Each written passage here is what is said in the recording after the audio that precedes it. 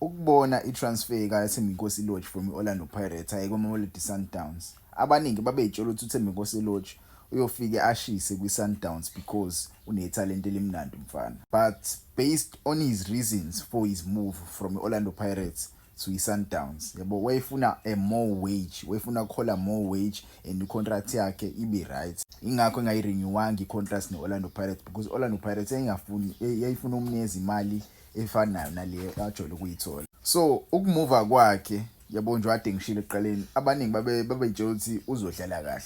So ukumbona engadlali kanje kuyangwarisha ukuthi cause uLorch kwiOrlando Pirates wayisithenjwa kakhulu.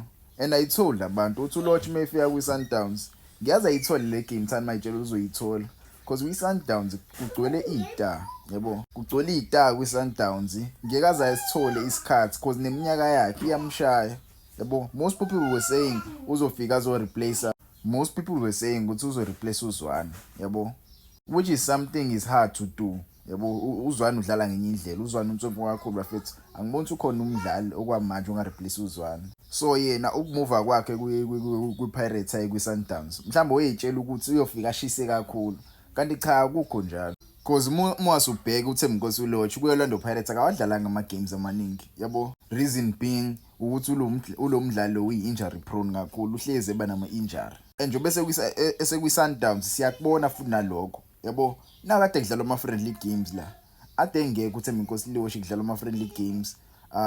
Lestika kade kudlalwa nge-weekend between i-Kaizer Chiefs, i-Chippa United, i-Golden Arrows ne-Mamelodi Sundowns. Bekufakwe iy'ntwana zakwi-DDC yabo, Diski Challenge. Ubengekho kuleyo ngxenye yabadlali, which is something that is mind-blogging because wasuka kwi-Orlando Pirates kwakuyisithenjwa se-Orlando Pirates esuka khona bezomletha la yabo, bezo-add i-squad depth ngoba beyale kwi-Club World Cup. So njoba ekhona uLorch wayeningamdlalisi yabo, that tells you ukuthi uLorch akanayo i-value enkulu kwi-Mamelodi Sundowns because badlalile uRibeiro nge-weekend, badlala u-Allende futhi badlala uSalles. Imagine uSalles usethola ama-minutes amaningi kunoThembinkosi Lorch. uSalles uMakgopa wale eBrazil. I feel like mina imove kaLorch from Orlando Pirates kwi-Sundowns, it was a bad move kodwa uzoyithunuka amanxeba ngemali, uzosho ukuthi noma ngabe i-bad move at least ngiyahola. I-move yakhe from i-Pirates from i-Sundowns izofana njengeya uPamanyisa, izofana njengeya George Lebese, izofana njengeya George Maluleka.